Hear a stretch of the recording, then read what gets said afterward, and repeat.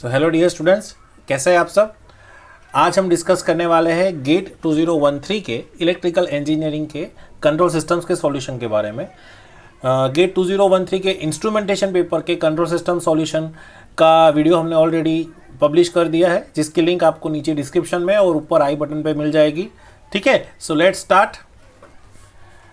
सो हमारा first MCQ है question number 2, जो कि 1 मार्क का रहेगा और प्रॉब्लम स्टेटमेंट है the transfer function V2s by V1 of S of the circuit shown in the below is. मतलब कि हमें ये जो इलेक्ट्रिकल सर्किट दी है उसका ट्रांसफर फंक्शन फाइंड करना है। अब आप देखोगे कि गेट 2013 में मोस्ट ऑफ द टाइम जो कंट्रोल सिस्टम्स का जो वेटेज है वो इक्वल है। ठीक है, बट माइनर मॉडिफिकेशन है इंस्ट्रूमेंटेशन, इलेक्ट्रिकल एंड इलेक्ट्रॉनिक्स के पेपर में। आपको इसका सॉल्यूशन इंस्ट्रूमेंटेशन के पेपर में भी मिल जाएगा, but for your kind reference मैं आपको यहाँ पे डिटेल सॉल्यूशन वापस करा रहा हूँ। अगर आपको रेफरेंस चाहिए तो ऊपर आई बटन में गेट 2013 के इंस्ट्रूमेंटेशन के सॉल्यूशन का लिंक भी मिल जाएगा। So let's start. आप सबको पता है कि अगर मैं इसको इम्पीडेंस फॉर्म में रिप्रेजेंट करूँ, ये कैपेसिटर है तो उसका अगर इम्पीडेंस है Z1 ऑफ S और ये जो पूरी RC सर्किट है अगर उसका इम्पीडेंस है Z2 ऑफ S, तो अगर ये सर्किट को हम यहाँ पे ड्रॉ करें तो हम उससे ये फॉर्म में रिप्रेजेंट कर सकते हैं इम्पीडेंस फॉर्म में with considering all the initial condition 0। तो ये हो गया Z1 ऑफ S और यहाँ पे हमें मिलेगा Z2 ऑफ S बराबर। और इस तरह से हमारी सर्किट ये क्लोज हो जाएगी और हमें आउटपुट पे मिलेगा अक्रॉस Z2 ऑफ S हमारा V2 ऑफ S और जो हमारा इनपुट सप्लाई है that is V1 of S। तो अब आपको पता है कि अगर हम वोल्टेज डिवीज़न के रूल को यूज़ करें, ठीक है, so as per the voltage division rule हमें क्या मिलेगा, V2 ऑफ S मिल जाएगा ना। सो हमारा V2 ऑफ S क्या मिलेगा हमें, V2 of S that is equals to Z2 of S into V1 of S upon Z1 of S plus Z2 of S। और ये जो इंटू V1 ऑफ S है इसे मैं नीचे ले जाता हूँ इसके। तो यही तो हमें पूछा गया है कि ये सर्किट का ट्रांसफर फंक्शन क्या है, that is T of S। सो जल्दी से अगर हमें Z1 ऑफ S फाइंड करना है तो Z1 ऑफ S क्या होता है, कोई भी कैपेसिटर का इम्पीडेंस होता है 1/CS, राइट, जहाँ पे C है 100 माइक्रोफेराड है। और अगर आप Z2 ऑफ S बोलो तो that is the series combination of R and C। तो ये क्या होगा R प्लस 1/CS, राइट, जहाँ पे हमारे पास जो R है वो है 10⁴ ओम और जो C है वो हमें कितना मिलेगा 10⁻⁻⁴ फैराड है। तो इतनी इंफॉर्मेशन का अगर हम यूज़ करेंगे तो हमें ये जो रेशियो फाइंड करना है, ट्रांसफ़र रेशियो या तो उसे कहेंगे हम ट्रांसफ़र फंक्शन, वो क्या मिलेगा Z2 of S that is R plus 1/CS। मतलब कि मैं उसको बोल सकता हूँ RCS plus 1 divide by CS, right, into मैं बोल सकता हूँ this is 1 upon something. What is Z1 of S? Z1 of S is 1 upon CS plus Z2 of S. Now Z2 of S is what? 1 upon CS plus R. तो अगर आप इसे simplify करोगे, यहाँ से C of S LCM लोगे और वो ऊपर जाएगा तो C of S कैंसिल हो जाएगा। ठीक है, सो यहाँ पे क्या बचेगा RCS plus 1 upon RCS plus 2। तो ये आपका हो जाएगा V2 of S upon V1 of S।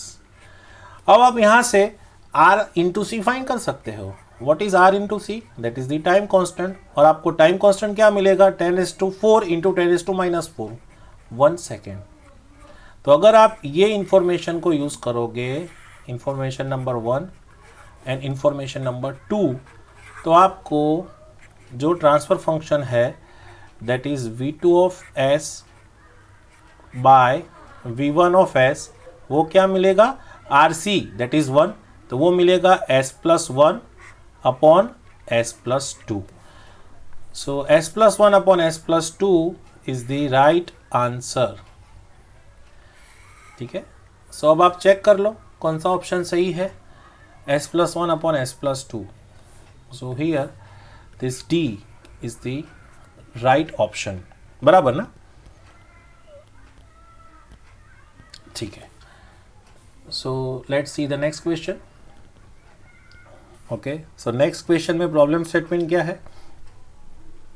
Assuming zero initial conditions, okay, the response y of t of the system given below to a unit step input ut is। so अगर मैं बोलूँ कि this is my system g of s, तो आपको पता है हमारा जो y of s है वो हमें क्या मिलेगा? वो हमें मिलेगा g of s into u of s, right? Now g of s क्या दिया है? 1/s into u of s दिया गया है unit step input. Unit step मतलब के दैट इज 1/s। तो आपको जो y of s मिला that is 1/s², right? So अगर आप इसका इनवर्स लाप्लास करते हो, if you are doing Laplace inverse, तो आपको मिलेगा y of t और all the initial conditions are zero, है ना? उसका एजम्पशन ही है, तो आपको जो y of t मिलेगा वो क्या मिलेगा? 1/s² का t इंटू यू टी, क्योंकि जो हमारा इनपुट है वो यूनिट स्टेप है, तो हमें u of t से मल्टीप्लाई करेंगे ताकि वो t ग्रेटर देन 0 के ऊपर ही आउटपुट को 1 मैग्नीट्यूड पे सेट करें। So this is the right answer. So आप ऑप्शन में देखोगे, so that is B is the right answer. Now let's see the next question. ये इंटरेस्टिंग क्वेश्चन है। स्टिल देखो, ये क्वेश्चन नंबर 5 है, अगेन 1 मार्क का है। आगे वाला जो क्वेश्चन था वो भी 1 मार्क का था। सो क्या प्रॉब्लम स्टेटमेंट है? Which one of the following statement is not true. ठीक है, मतलब ये ABCD में से एक स्टेटमेंट है वो फॉल्स है, तो फाइंड करना है। किसके लिए? For a continuous time causal and stable LTI system. Now causal मतलब क्या? ऐसे सिस्टम जिसका आउटपुट पास्ट एंड प्रेजेंट पे डिपेंड करेगा, फ्यूचर पे डिपेंड नहीं करेगा। पास्ट पे डिपेंड करेगा मतलब सिस्टम में कोई टाइम डिले है, डेड टाइम एलिमेंट है तो चलेगा। एंड स्टेबल है। स्टेबल मतलब क्या? सिस्टम के रूट्स या तो सिस्टम के पोल्स या तो उसके eigenvalues left hand side पे है। ठीक है, now let's see the options. So first option, all the poles of the system must lie on the left hand side. सही बात है, सो फर्स्ट इज राइट, है ना? सो ये ट्रू है। हमें फॉल्स कौन सा है वो फाइंड करना है। So A is true. B, zeros of the system can lie anywhere in the S plane. सही बात है। जीरोस मतलब के न्यूमरेटर, न्यूमरेटर्स में जो भी लोकेशंस है रूट्स के, उसे हम जीरोस कहते हैं। ठीक है, सो वो राइट हैंड साइड पे हो, लेफ्ट हैंड साइड पे हो, सिस्टम मिनिमम फेज हो या नॉन मिनिमम फेज, क्योंकि यहाँ पे कॉजल बोला है। So this is also true. Now C में क्या बोला गया है? All the poles must lie within mod s equals to 1। What is this? अगर ये z डोमेन होता तो मैं बोल सकता हूं कि mode z less than 1, but s domain में मोड s इक्वल्स टू 1 क्या है? अगर आपका पोल -1 लोकेशन पे है तो भी स्टेबल रहेगा, है ना? मोड s इक्वल्स टू 1 मतलब क्या? If s is greater than 0 then s equals to +1, and if s is less than 0 then s equals to -1. So this is false. So this is false. So this is the false condition. Now we see the D condition. D condition में क्या बोला है? All the roots of the characteristic equation must be located on the left side. मतलब कि ये जो A option है और D ऑप्शन है, दोनों का कहने का मतलब एक ही है। Roots of the characteristic equations are the poles of the system. ठीक है, सो इसमें A सही है, B सही है, D सही है, सिर्फ C गलत है। C गलत है मतलब right answer which is not true is C। ठीक है, mod S equals to 1 is totally false. Now again question number 15 देखो, 1 मार्क में पूछा गया है। सो क्या पूछा गया है? The border plot of a transfer function g of s is shown below. The 20 log magnitude, मतलब ये जो है वो है 20 log magnitude, मतलब कि ये डेसिबल में दिया है। ओके, ऑलरेडी यहाँ पे लिया है डेसिबल, ठीक है। सो क्या बोला है, the gain 20 log of the magnitude is 32 dB and -8 dB at 1 radian per second and 10 radian per second. मतलब क्या आप देखोगे कि ये पॉइंट्स की बात करी है यहाँ पे और यहाँ पे, ये देखो ये पॉइंट्स है, this is your first frequency ω1 and this is another frequency जो डेटा में दिया है, बराबर। और आप देख सकते हो कि ये जो लाइन है उसका स्लोप डिक्रीजिंग है, बराबर, इस तरह से है, लाइक दिस डिक्रीजिंग स्लोप। तो आपको पता है डिक्रीजिंग स्लोप क्या इंडिकेट करेगा, तो हमें क्या फाइंड करना है, और एक इंफॉर्मेशन दी है, the phase is negative for all omega, बराबर है। फेज इज नेगेटिव मतलब कि सिस्टम में जो पोल्स है वो डोमिनेंट है, उसकी इफेक्ट ज़्यादा है, number of poles are greater than G of s. तो हमें इसका इनवर्स बॉर्डर प्लॉट करके उसका ट्रांसफर फंक्शन फाइंड करना है। तो सबसे पहले हमें फंडामेंटल हमारे क्लियर होने चाहिए कि जो हमारी फर्स्ट फ्रीक्वेंसी है वो 1 है और उसके ऊपर हमें मिलेगा 20 लॉग के। तो ये जो 32 है उसके ऊपर से हमें 20 लॉग के मिल जाएगा, 20 लॉग के इक्वल्स टू 32। तो आप अगर इसे सॉल्व करोगे तो आपका जो k मिलेगा वो होगा 32/20 और 10⁻²² तो आपको k मिलेगा, अगर आप कैलसी से करोगे दैट इज 39.8। तो आपको 20 लॉग के ऊपर से k मिल गया। अब इसका स्ट्रक्चर कैसा होगा, सो आपको स्ट्रक्चर दिख रहा है, इसमें कोई भी बेंडिंग नहीं है, कांस्टेंट स्लोप है ना। और स्लोप कितना है, तो आप अगर आपको स्लोप जानना है तो आपको ये पॉइंट से लेके ये पॉइंट, ये 2 पॉइंट के बीच का जो मैग्नीट्यूड है वो जानना पड़ेगा। तो ये टोटल मैग्नीट्यूड भाई कितना है, 32 -8 40। सो ये जो टोटल मैग्नीट्यूड है that is 40 and this is going downwards. So मैं बोल सकता हूँ कि ये जो स्लोप है वो है -40 और डिकेड कितना है 1 से लेके 10 तक, मतलब एक डिकेड, तो उसका जो स्लोप है दैट इज -40 dB पर डिकेड, राइट। सो मुझे एक ही स्लोप है मेरे पास सिस्टम में, तो मैं बोल सकता हूँ कि इसका जनरलाइज ट्रांसफर फंक्शन कैसा होगा, k/s² जैसा होगा, क्योंकि अगर -40 dB पर डिकेड है तो हमारे पास 2 पोल एट ओरिजिन होंगे। तो देखो k तो हमने फाइंड कर लिया, सो डायरेक्टली हमें इनवर्स बॉर्डर मेथड से ये मिल जाएगा 39.8 a², ठीक है। सो हमारा कौन सा ऑप्शन सही है, आप देख सकते हो from this B option is the right. Okay, ये सारे क्वेश्चंस ऑलरेडी इंस्ट्रूमेंटेशन में भी पूछे गए थे, है ना, तो उसका भी सॉल्यूशन मैंने उधर भी दिया है, यहाँ भी आपको समझाया है। अगर कुछ आपको क्वेरी आती है तो अगर कमेंट बॉक्स में आप हमें कमेंट करके पूछ सकते हो, आपको बहुत ही शॉर्ट स्पान में उसका रिप्लाई मिल जाएगा। सो चलिए देखते हैं नेक्स्ट क्वेश्चन। ओके, सो इसका मैंने पूरा सॉल्यूशन जो है, इसका पूरा सॉल्यूशन वो आपको ऊपर आई बटन में लिंक दे देता हूँ, गेट 2013 के इंस्ट्रूमेंटेशन पेपर IN पेपर में उसका सॉल्यूशन हमने बनाया है, उसमें दिया ही है, बहुत ही इजी है। पहले प्रॉब्लम स्टेटमेंट हम देख लेते हैं, इसका आपको लिंक मिल जाएगा ऊपर आई बटन पे, ठीक है।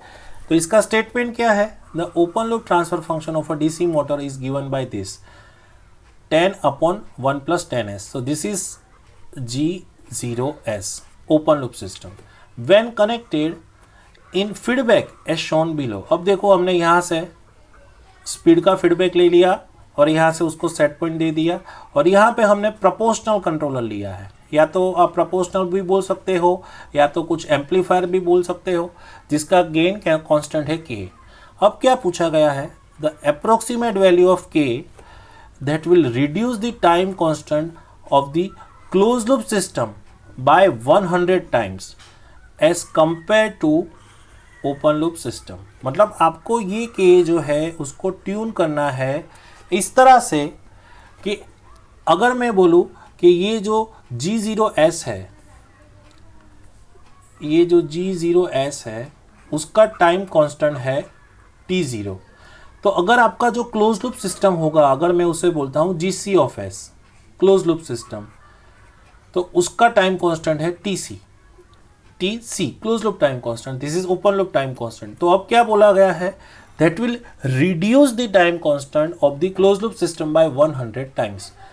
मतलब कि आपका जो ये क्लोज लूप वाला टाइम कांस्टेंट है वो ओपन लूप सिस्टम के टाइम कांस्टेंट से 100 टाइम्स कम है। तो आप मुझे बताओ, अगर सिस्टम का टाइम कांस्टेंट 100 टाइम्स कम है तो मैं बोल सकता हूँ close loop system is 100 time faster than open loop system, right. So ये प्रॉब्लम स्टेटमेंट है। अब आपको ओपन लूप सिस्टम जो दिया है, आपको सबसे पहले क्या करना है, T0 फाइंड करना है। तो T0 फाइंड करना बहुत ही सिंपल है। सो आपको G0s, आपको पता है कि ये टाइम कांस्टेंट फॉर्मूला है फर्स्ट ऑर्डर सिस्टम के लिए T0s। अगर आप G0s को ये स्टैंडर्ड फॉर्म से कंपेयर करो तो आपको T0 मिल जाएगा। क्या मिलेगा T0, देखो 10/10s+1, तो T0 10 सेकेंड मिल गया। तो आपको ओपन लूप सिस्टम का टाइम कांस्टेंट मिल गया। अब ये इंफॉर्मेशन के ऊपर से आपको T क्लोज लूप सिस्टम का कितना डिज़ाइन करना पड़ेगा, T0/100, मतलब कि आपका क्लोज लूप सिस्टम का जो टाइम कांस्टेंट होगा वो कितना होगा, 10/100, दैट इज 0.1 सेकेंड। देखो टाइम बहुत ही कम हो गया, मतलब कि सिस्टम को 63.2% ऑफ आउटपुट रीच होने में सिर्फ 0.1 सेकेंड लगेगा। तो अब आपको क्या करना है, पूरा क्लोज लूप का एक ट्रांसफर फंक्शन फाइंड करना है। ये पूरा क्लोज लूप है तो उसका ट्रांसफर फंक्शन फाइंड करने का फॉर्मूला भी आपको पता है। क्या है formula, T of S, that is forward part transfer function वो होगा KA into G0s upon 1 plus KA into G0s। ठीक है, देखो ये आपको G0 दिया है, ये KA दिया है, तो आपको ये इक्वेशन के ऊपर से भी ऐसा मिलेगा, इक्वेशन 1 प्लस TCS। अगर आप 1 प्लस TCS और ये इक्वेशन को अगर कंपेयर करोगे तो आपको क्लोज लूप टाइम कांस्टेंट मिल जाएगा, और जो क्लोज लूप टाइम कांस्टेंट होगा वो आपको as a function of KA मिलेगा, राइट। तो उसको आप 0.1 सेकेंड से कंपेयर करोगे तो आपको KA मिल जाएगा, एंड आई थिंक इतना करोगे तो KA जो आएगा that will be approximately 9.9, that is 10। तो ये राइट आंसर है। अगर आपको थोड़ा सा और डिटेल देखना है तो मैंने आई बटन में दिया है गेट 2013 इंस्ट्रूमेंटेशन पेपर, वो आप देख सकते हो, सेम क्वेश्चन है। So 10 is the right answer. ठीक है, now let's see this question. This is also asked in GATE 2013 instrumentation, but ये इंटरेस्टिंग क्वेश्चन है। ठीक है, तो इसका मैं सॉल्यूशन आपको बता रहा हूं। सो क्या पूछा गया है, ये एक सिस्टम का सिग्नल फ्लो ग्राफ दिया है और उसके ऊपर से आपको y ऑफ s बाई u ऑफ s फाइंड करना है। ठीक है, ये इंटरेस्टिंग इसलिए है ताकि इसमें आपको number of forward path and number of loops निकालने हैं। तो कई बच्चों को नंबर ऑफ लूप्स काउंट करने में शायद प्रॉब्लम आ सकता है, तो ये हम एक बार देख लेंगे। तो हम अगर मेजर्स गेन फॉर्मूला से फाइंड करें तो हमें y ऑफ s बाई u ऑफ s कैसे मिलेगा, उसका फॉर्मूला है sigma i equals to 1 to n pi delta i divide by delta. You know this formula, जहाँ पे i क्या है 1 to n, n क्या है नंबर ऑफ फॉरवर्ड पाथ। तो आपको सबसे पहले number of forward path find करने हैं। नंबर ऑफ फॉरवर्ड पाथ मतलब कि ऐसे पाथ जो आपको इनपुट जो u ऑफ s है वहाँ से जो आपका आउटपुट है y ऑफ s वहाँ तक ले जाए। तो आप बताओ कितने नंबर ऑफ फॉरवर्ड पाथ मिलेंगे हमें। ठीक है, आप पोज करो और आप कैलकुलेट करो और मुझे बताओ। तो अगर आपने कैलकुलेट किया होगा बराबर तो आपको नंबर ऑफ फॉरवर्ड पाथ मिलेंगे। एक तो ये डायरेक्ट पाथ, ये एक पाथ, ठीक है, n इक्वल्स टू 1। तो मैं उसका डायरेक्टली हम फॉरवर्ड पाथ गेन लिख लेते हैं। P1 क्या मिलेगा आपको, S inverse into S inverse. तो आपको क्या मिलेगा 1/s² मिलेगा। और अगर दूसरा पाथ है तो बताओ दूसरा पाथ कौन सा है? यस, यहाँ से this is the another path, second path. तो ये सेकंड पाथ जो है उसका आपको फॉरवर्ड पाथ गेन क्या मिलेगा? यहाँ से आप जाओगे एस इनवर्स इंटू 1, सो वो आपको मिलेगा 1/s। तो आपका पहला काम हो गया कि आपने फाइंड कर लिया कि सिस्टम में 2 फॉरवर्ड पाथ है और उसके जो फॉरवर्ड पाथ गेन्स है वो ये है। ठीक है, अब आपका दूसरा काम क्या आएगा? अब आपको लूप्स फाइंड करनी पड़ेगी। ठीक है, नोड बाय नोड हम आगे जाएंगे। So let's begin with this node. यहाँ पे तो कोई लूप नहीं बनेगी क्योंकि this is the source node. यहाँ पे देखेंगे तो ये नोड के ऊपर लूप कौन सी है देखो तो। So we can find this one loop. So I will write here loop gain L1 क्या होगा देखो तो, S इनवर्स इंटू -2, तो ये होगा -2/s², राइट। चलो ये एक हुआ पाथ। और कोई पाथ है ये नोड के ऊपर? ये नोड के ऊपर और कोई, सॉरी लूप, शायद मैं पाथ बोला, ये लूप मिलेगी हमें। देखो ये है, so this is loop 2। So loop 2 का लूप गेन क्या होगा? S इनवर्स इंटू 1 इंटू -2, तो ये होगा -2/s। ठीक है, चलो। सो ये नोड के ऊपर मुझे लगता है कि सारी लूप खत्म हो गई। Now we will check loops for this node. तो ये नोड के लिए एक छोटी सी लूप ये है। सो अगर ये लूप 3 है तो उसका लूप गेन L3 हमें क्या मिलेगा? S इनवर्स इंटू -4, मतलब कि -4/s²। और ये नोड के ऊपर और एक लूप मिलेगी, वो क्या है? This is bigger loop, outer loop, ये। तो ये लूप अगर लूप 4 है तो लूप 4 का लूप गेन आपको क्या मिलने वाला है? That is -4/s। तो हमें ये 4 लूप मिल जाएगी और उसके ऊपर से लूप गेन मिलेंगे। अब अगर आप देखोगे ये SFG को ध्यान से, तो आपको ऑब्जर्व होगा कि there are no non touching loops. देखो सारे नोड्स कनेक्टेड है ना, लूप्स एक दूसरे से कनेक्टेड है। ठीक है, so no non touching loops. ठीक है, नॉन टचिंग लूप्स नहीं है, non touching loops, no non touching loops. ठीक है, सो फ्रॉम दिस इंफॉर्मेशन आप डायरेक्टली फाइंड कर सकते हो डिटर्मिनेंट, दैट इज डेल्टा। तो आपका जो डेल्टा है वो आपको क्या मिलेगा? 1 - L1 + L2 + L3 + L4, क्योंकि आगे जो है इफेक्ट वो होगी नॉन टचिंग लूप की, पर आगे नॉन टचिंग लूप तो है ही नहीं हमारे सिस्टम में। तो हमें डेल्टा क्या मिलेगा? 1 - ये देखो लूप गेन सारे माइनस है, तो माइनस प्लस हो जाएगा, तो ये मिलेगा 1 प्लस। अब देखो 2/s² + 4/s², तो क्या होगा? 6/s², और बराबर ना 2/s²। और 1 सेकेंड, यहाँ पे मैंने शायद गलती की है। देखो ये आप देखोगे तो इसका लूप गेन क्या मिल रहा है? 1 इंटू -4, दैट इज ओनली -4। तो ये एक छोटी सी गलती है, मतलब ये -4/s² नहीं होगा, ये -4 होगा सिर्फ, है ना। ये शायद गलती है, एक बार आप देख लो तो। और ये जो लूप 4 है आउटर लूप, ये छोटी इनर लूप 4 जो है वो इनर लूप है ये, तो उसका लूप गेन क्या है? मैं जल्दी में शायद, दैट इज -4/s। यस, तो ये सही है। Now this is right. तो अच्छा हुआ मेरा ध्यान गया। सो अब आप देखो तो अब हमारा क्या आएगा? 1, फिर this is 2/s and 4/s, तो ये होगा आपका 6/s + 2/s²। तो अगर आप इसे सिंप्लीफाई करते हो तो डिनोमिनेटर में क्या बचेगा? s², और यहाँ पे आपको क्या मिलेगा? s² + 6s + 2। ठीक है, तो आप देख सकते हो s² + 6s + 2,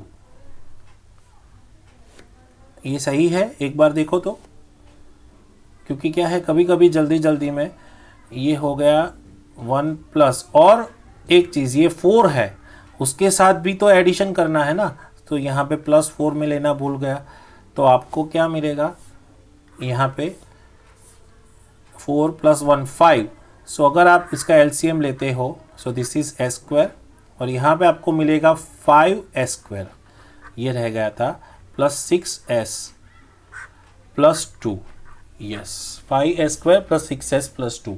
मतलब कि अगर आप चेक करो ऑप्शन, तो ये ऑप्शन नहीं है, ये ऑप्शन नहीं है, तो ऑप्शन शायद हो सकता है डी या हो सकता है ए। क्लियर? सो हमारे पास देखो P1 मिल गया, P2 मिल गया, डेल्टा मिल गया। आप क्या मुझे Δ1 Δ2 बता सकते हो? Δ1 एंड Δ2। अगर मैं ये फॉरवर्ड पाथ P1 जिससे बनता था वो पूरा पाथ निकाल दूं, तो कोई भी लूप पॉसिबल है नहीं, मतलब कि Δ1 इज 1। सेम वे मुझे जो पाथ 2 मिलता था 1/s, मतलब कि ये ऊपर वाला, अगर मैं ये पूरा फॉरवर्ड पाथ मिटा दूं, मतलब कि उसके ऊपर के सारे नोड निकाल दूं, तो कोई लूप पॉसिबल है नहीं, मतलब कि Δ2 इज ऑल्सो 1।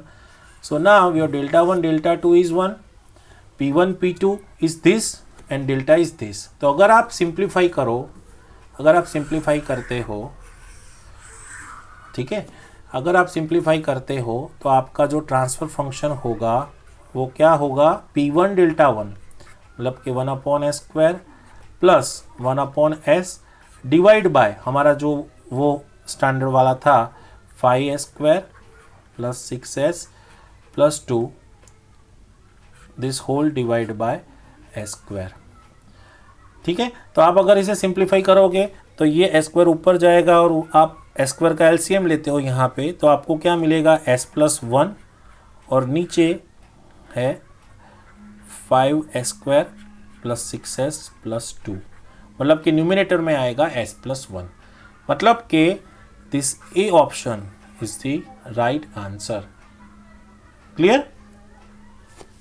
चलो देखते हैं, ये 2 मार्क के है क्वेश्चन, तो ये हमें आराम से धीरे से करने हैं, ठंडे मन से करने हैं, क्योंकि आपको 2 मार्क चलो आपके नहीं आए तो ठीक है, बट नहीं आए और ऊपर से माइनस नेगेटिव मार्किंग में गए तो ये तो बहुत बड़ी गलती हो जाएगी ना, इसीलिए हमें आराम से करना है। देखो मेरी भी बीच में 1-2 गलती हो गई, हालांकि ये मैंने पहले किया हुआ था, फिर भी जल्दी में जल्दी हो गई, बट ये तो वीडियो रिकॉर्ड है, वी कैन रेक्टिफाई। बट एक बार आपने ऑनलाइन में जो ऑप्शन क्लिक कर दिया और आपने सबमिट कर दिया तो फिर वो रेक्टिफाई नहीं होगा। So please take care.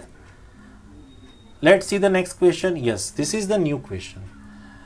आप देखोगे अगर पहले की पेपर स्टाइल तो इसमें होता था कॉमन डेटा क्वेश्चन, मतलब कि एक ही डेटा है और उसके बेसिस पे आपको 2 अलग अलग क्वेश्चन पूछे गए हैं। तो ये कॉमन डेटा है कि ये सिस्टम जो है x डॉट = ax + bu के फॉर्म में दिया है एंड y = cx + du के फॉर्म में दिया है, और दोनों की इनिशियल कंडीशंस जो है वो 0 है।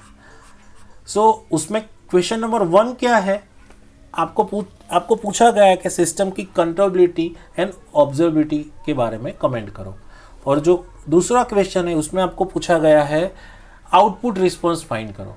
ठीक है, सो सबसे पहले हम अटेम्प्ट करेंगे क्वेश्चन नंबर 50। ठीक है, क्वेश्चन नंबर 50 मतलब कि फर्स्ट क्वेश्चन। तो उसके लिए हमें ABCD मैट्रिक्स चाहिए, तो हमारा जो A मैट्रिक्स है वो है -2 0 0 -1। ठीक है, ये देखो डायगोनल मैट्रिक्स है, और मैंने आपको गेट 2013 के इंस्ट्रूमेंटेशन में भी आपको बताया था पेपर में कि इस तरह से हम कोई भी मैट्रिक्स का डायगोनलाइजेशन कर सकते हैं, ट्रांसफॉर्मेशन कर सकते हैं, ताकि जो डायगोनल्स में हमें मिलेंगे वो सिस्टम की आइगन वैल्यूज रहेगी। फिर ये B है, B मैट्रिक्स दिया है हमें 1 1, और जो C मैट्रिक्स है वो दिया गया है 1 0। सो this is called diagonal canonical form. मैं अगर वापस आपको कह रहा हूँ कि अगर आपको कैनोनिकल फॉर्म का सेपरेट वीडियो चाहिए, सर हमें थोड़ा कैनोनिकल फॉर्म बताओ, जो होते हैं controllable canonical form, observable canonical form, diagonal canonical form and Jordan canonical form, तो मैं आपको, अगर आपकी रिक्वेस्ट रही, आपकी डिमांड रही, तो मैं फिर से बनाऊंगा, सेपरेट वीडियो बनाऊंगा इसका। ठीक है, तो आपको ABC मिल गए। Now from ABC what you can find the controllability matrix. What is that controllability matrix? 2x2 के लिए B AB, तो हम फाइंड करते हैं B 1 1 है, और आप A एंड B करोगे, मतलब कि A × B, तो matrix multiplication -2 into 1 plus 0, that is -2, and this is 0 into 1 0, -1 into 1, that is -1. तो ये आपको QC मिल गया। और अगर आप इसका डिटर्मिनेंट फाइंड करते हो, इसका डिटर्मिनेंट, तो चेक करो क्या मिलेगा। 1 into -1 -1 एंड दिस -+2, ये आपको मिला 1 which is not equal to 0। तो आप क्या बोल सकते हो कि सिस्टम इज कंट्रोलेबल, क्योंकि कंट्रोलेबल मैट्रिक्स, कंट्रोलेबिलिटी मैट्रिक्स है वो नॉन ज़ीरो है, तो सिस्टम इज कंट्रोलेबल। अब ऑब्जर्वेबिलिटी आपको चेक करनी है, ठीक है, तो आप QO ऑब्जर्वेबिलिटी मैट्रिक्स चेक करोगे। सो QO कैसे मिलता है, वो आपको वर्टिकल मैट्रिक्स मिलेगा C and CA, क्योंकि हमारा जो सिस्टम है वो सेकेंड ऑर्डर है, 2 स्टेट है। तो चलो चेक करते हैं। हमारा जो C है वो क्या है, 1 0, ओके। अब आप CA करो, मतलब कि 1 0 इंटू -2 0, तो क्या होगा 1 into -2, that is -2, and 0 into 0 0, और फिर इसका चेक करो 1 इंटू 0 0, -1 इंटू 0 0। तो आप देख सकते हो कि अगर आप इसका डिटर्मिनेंट लेते हो तो इसका डिटर्मिनेंट आपको 0 मिलेगा। सो अगर आपको डिटर्मिनेंट 0 मिला ऑब्जर्वेबिलिटी मैट्रिक्स का, तो आप क्या बोल सकते हो, system is not observable, right.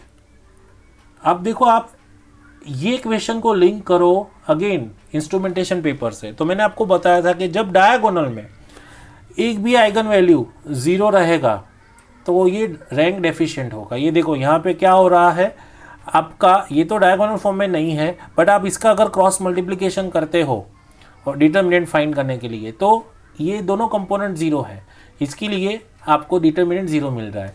अब देखो, अगर आपके पास ये A है और इसका डिटर्मिनेंट फाइंड करना है, तो डिटर्मिनेंट तो दोनों आइगन वैल्यू का प्रोडक्ट ही है, मतलब कि कोई एक भी आइगन वैल्यू 0 रहेगी तो आज जो आपको A का रैंक मिलेगा वो इसके ऑर्डर जितना नहीं होगा, जिसे कहते हैं रैंक डेफिशिएंसी, ठीक है।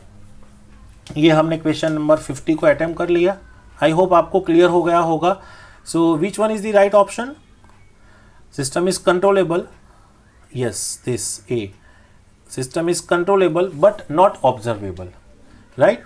सो अभी मैं इसको इरेज कर देता हूँ, या तो फिर मैं इसका एक सेट बना देता हूँ, कॉपी सेट, ताकि ये मुझे इरेज ना करना पड़े और इसका मैं वापस रीयूज कर पाऊँ। तो ये मैंने उसका एक कॉपी सेट बना लिया, ठीक है। आप देखोगे प्रीवियस, तो ये मेरे पास रेडी है, और अभी इसको मैं इरेज कर देता हूँ ताकि हम फिर से नया कैलकुलेशन कर सके। अब आप रीड करो क्या पूछा गया है। अब आपको पूछा गया है the response y of t to a unit step input is, ठीक है। तो अगर आप ये सिस्टम की बात करो, इसकी इनिशियल कंडीशंस क्या है, 0, मतलब दोनों स्टेट जो है x1 0 x2 0 वो 0 पोजीशन पे है, ठीक है, इनिशियली 0 के ऊपर है।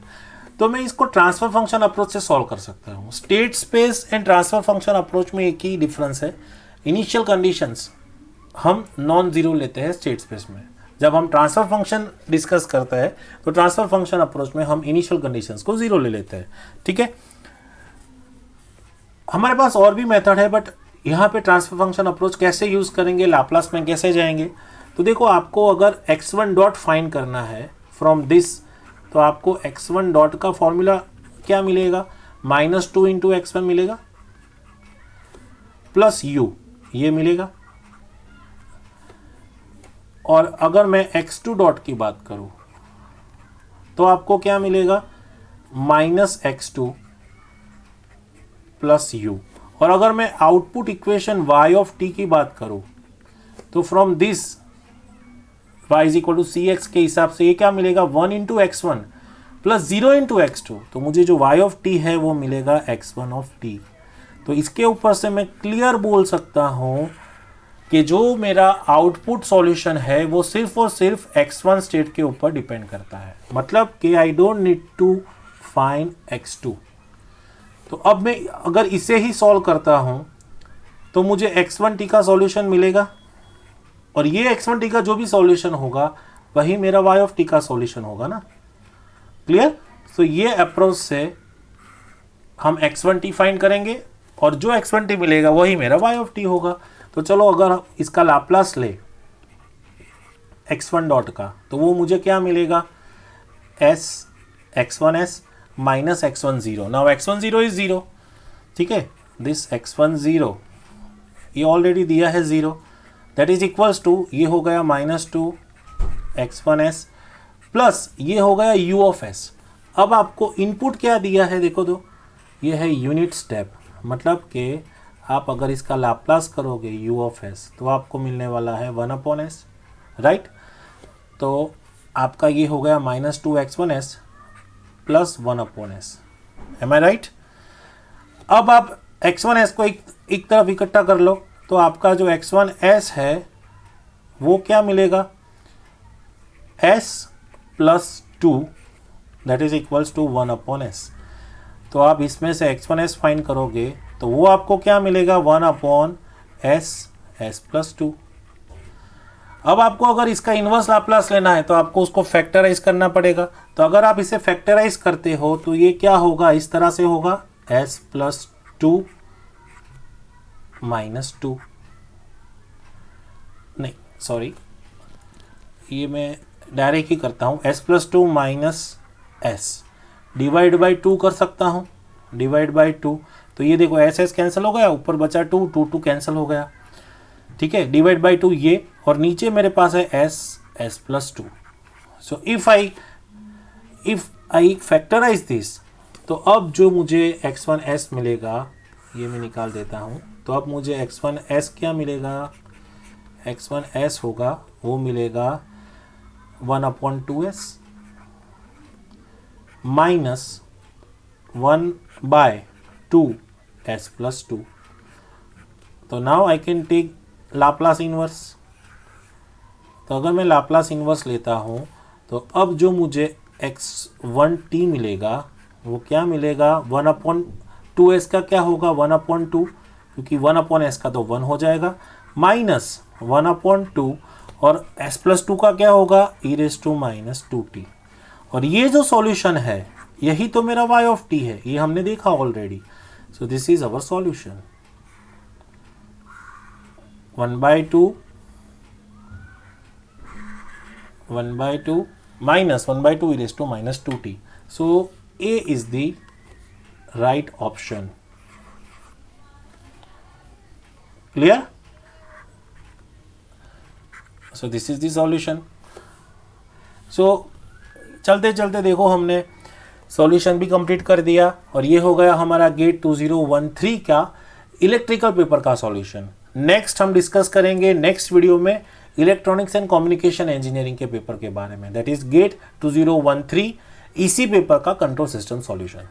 ठीक है, सो आप इसी तरह से लाइक शेयर और सब्सक्राइब करते रहो, शेयर करते रहो और इसी तरह से मेहनत करते रहो। All the best dear students, bye bye.